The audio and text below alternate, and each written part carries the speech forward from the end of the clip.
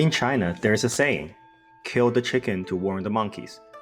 It is when you use someone as an example, often by handing out a strict punishment, to demonstrate authority and ensure others fall in line. And in this case of our Black Myth game, it is more killing the monkey to warn the Yaoguais. For this video, let's do a deep dive on how Wukong's death set the main storyline of Black Myth Wukong. Let's time one down, the big five that carried out Wukong's death. Building on top of the original novel material, the game presented some rich stories of different characters as they encountered us, the Destined One. Out of all the encounters, the bosses of each chapter, being integral parts of the main story, defined the tone of each of the story arcs. By now, content summarizing the storyline for each of them is all over different platforms, so we'll skip those for now and go deeper to the Yaoguai Kings and the ideas they each present. All five witnessed and partook in the demise of Wukong for his disobedience of the current order. All five also heard what Wukong said to the Bull King at the last moment of his life, and took their own interpretations for a chance at a new life. What makes this game so great is how it basically conveyed through the stories of these Yaoguai Kings how Wukong's master plan was forced out.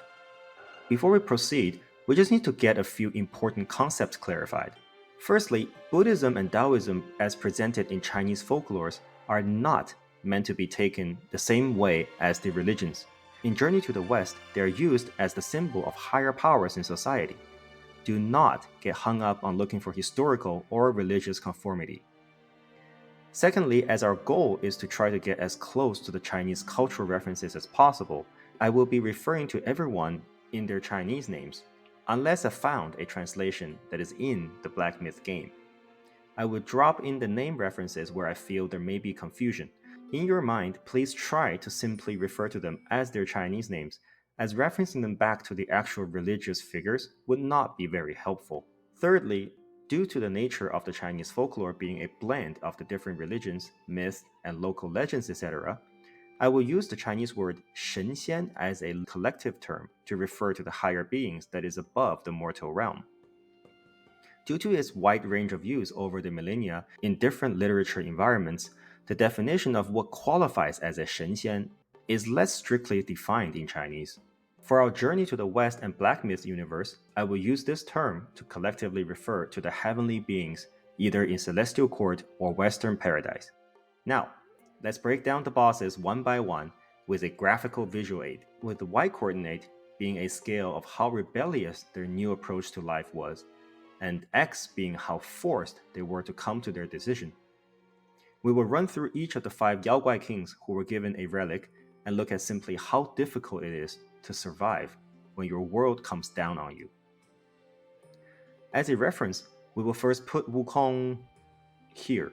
The game's main storyline and in-game material straight up set an example if you try to go against the rules of the hierarchy. When Wukong realized that the nature of holding a heavenly fruition position is inherently to further exploit the solidified social classes, he returned to Mount Huaguo as the great sage equaling heaven, not the victorious fighting Buddha, and were met with the iron hammer of the upper class.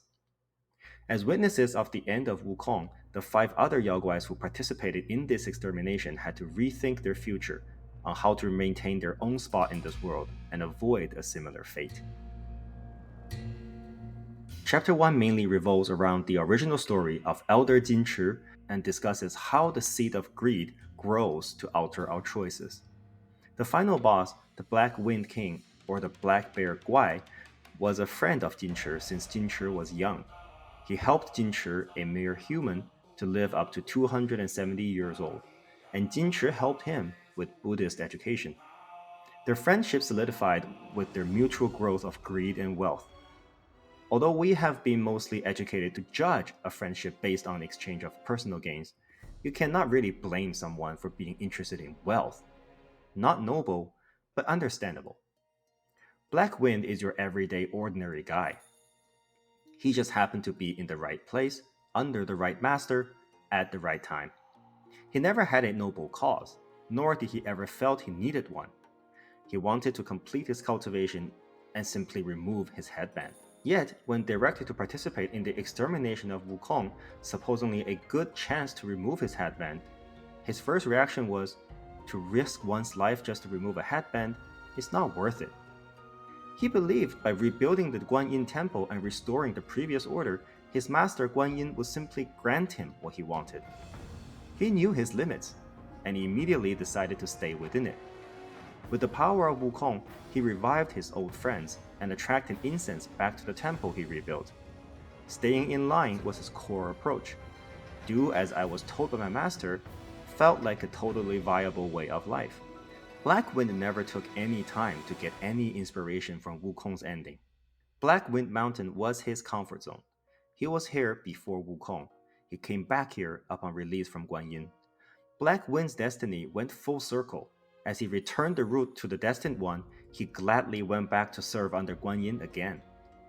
He survived, while now fully surrendered to the control that has always shadowed him. This is what the Shenxian wanted Wukong to be. Live out his life as a so-called Buddha, succumbing to the eternal control from the higher order. Chapter 2 has, in my opinion, the most remarkable story of the game. It brutally exposed the conspiracy of Ling Ji in the effort to spread influence, and Yellow Wind's approach to his newly gained freedom. Unlike the bear, he saw in Wukong that as long as you are a Yaoguai, you will be disposed of, sooner or later. He believed that the only way out is to become a Buddha. And the only way to become a Buddha is to take another one's place of worship. Before the Destined One showed up, he had already once blurred the boundary of Yaoguai and Buddha when humans worshipped rats upon the defeat of the bug Fuban.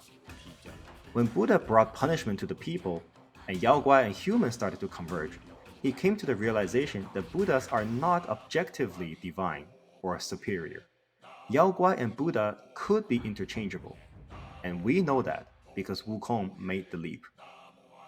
Yellow Wind's first step was to trick and take Ling Ji's head to try to transmute the relic, aiming to achieve the power matching the victorious fighting Buddha. Quoting Winston Churchill, history is written by the victors. When a Yaoguai defeats a Buddha, Yellow Wind believes the winner gets to define who is Buddha. However, he underestimated the importance of a sustainable system. He focused so much on his own development, but overlooked that the power brought by the ear of Wukong was not his to begin with.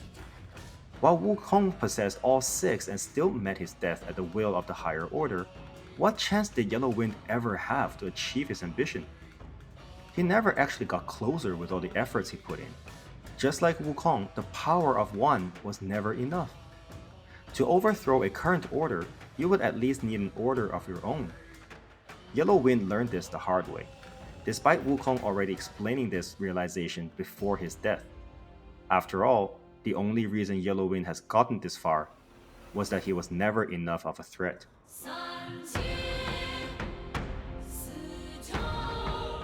In the original novel, he was a disciple of Mile, the Maitreya Buddha.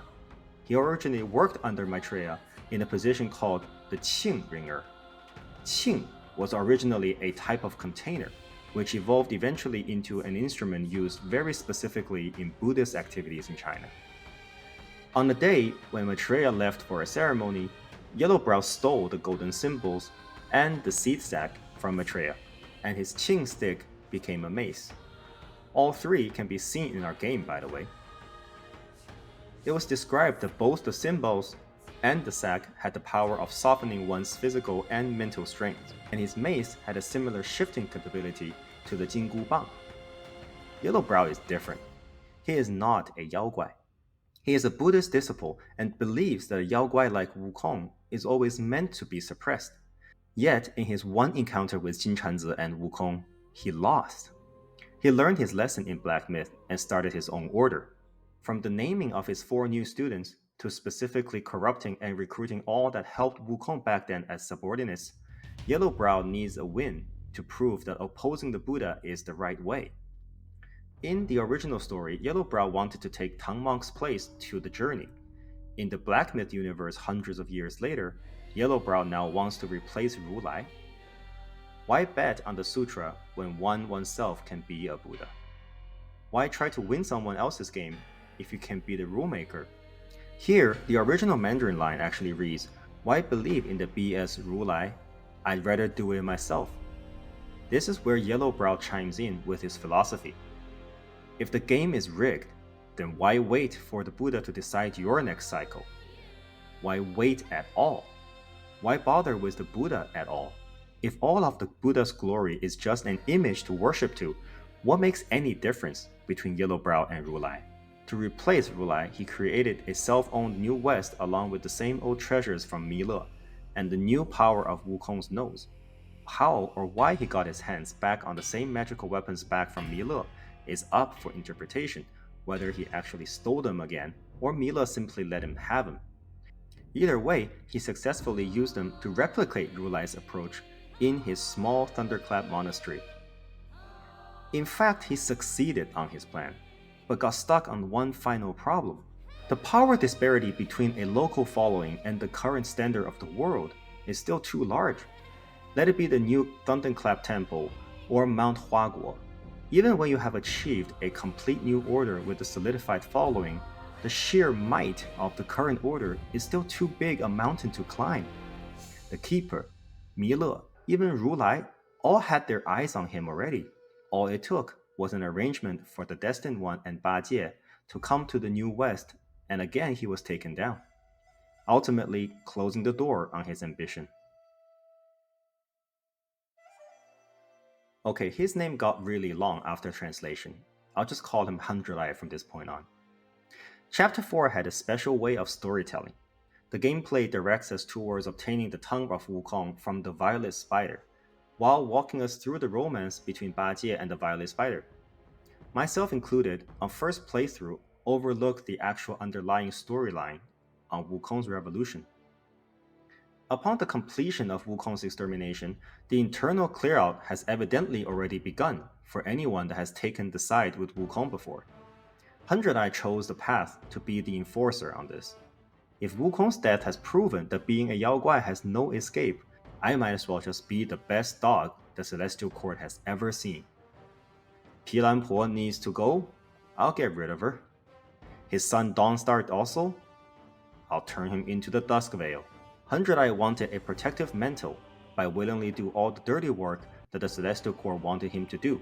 But ironically, the way he did it was to kill the Dawnstar who has already been wearing such a mantle. As the real-life representation of how a Celestial falls to a Yaoguai, the fate of the Dusk Veil is the exact representation of 100 Eye's outcome.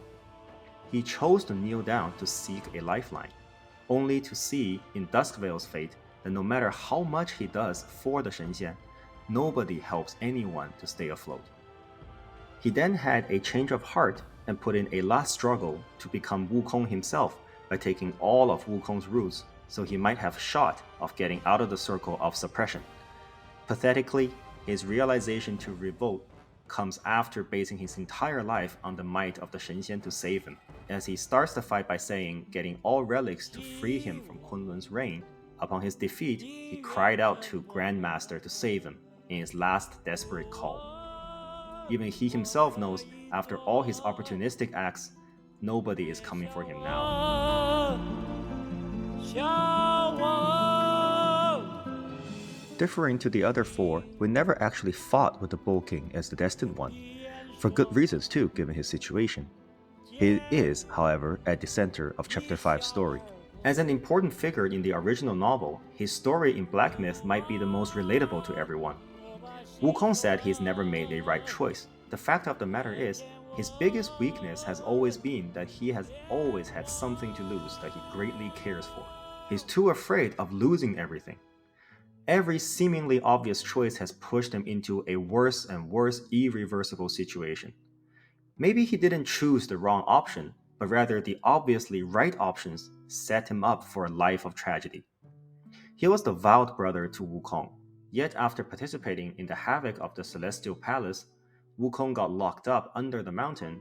He was released, assigned his own territory, had a wife, had a child, had a life. He seems to have gotten away from all the retaliation. Yet, without himself knowing, everything has already been arranged to go wrong. Was the territory actually his? No. At Flaming Mountains, nothing grows without the help of Rakshasi and her plantain fan. His presence there simply is not essential. Was the marriage his? Not really. He was appointed a wife for the purpose of a pure political conspiracy by Lord Laozi. It was less of a choice than a settlement for both the bull and the Rakshasi. Was his family actually his? No. All his personal life was under the monitoring of Lord Laozi through the keeper. He even had no reason to actually come home. Was Red Boy his son? Well, it depends on the aspect you want to see then. Red Boy was born when Rakshasi was appointed to drink the water from the river of childbearing, along with the soul of the child of the Yaksha king, so she could bear the son of the Yaksha king. So biologically, no, Red Boy is not his son. Meanwhile, you can also see in the game that the Bull King and the Rakshasi definitely viewed him as a son. Both tried their best to keep him out of any dangerous way, and this is where the tragic vulnerability lies for the couple. The Bull King's biggest mistake was his false sense of control. The sad part is that he did not even ever believe he was ever in control. His belief was that as long as he submits to the power, his family will be safe. He is Wukong, in a parallel universe where every choice made was the opposite. As their paths split after the havoc in heaven, Wukong was imprisoned, he was let go. Wukong was released to go on to the journey to enlightenment. He chose to settle for the heavens arrangements.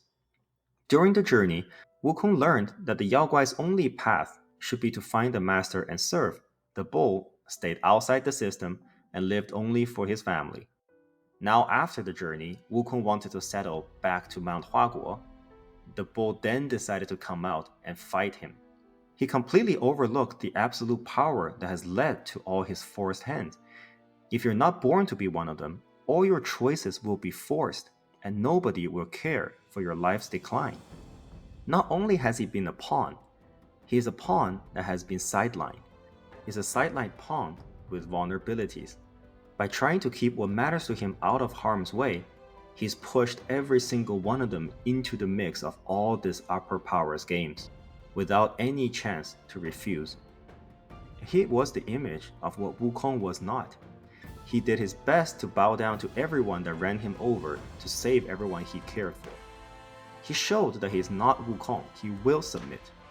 Yet the issue has always been, let it be the Celestial Court or the Western Paradise, while a revolution means certain death, submission has never guaranteed safety. Now that you may ask, so that's it then? Wukong failed, and all inspired approaches failed? What is the point of the story this game is trying to convey then? That all is in vain? Is the current order set up by the heavens simply an imbalanced power trip? Be patient with me, we'll get there one day. Hopefully this all makes sense. I will continue to explore the related lores of Black Myth Wukong.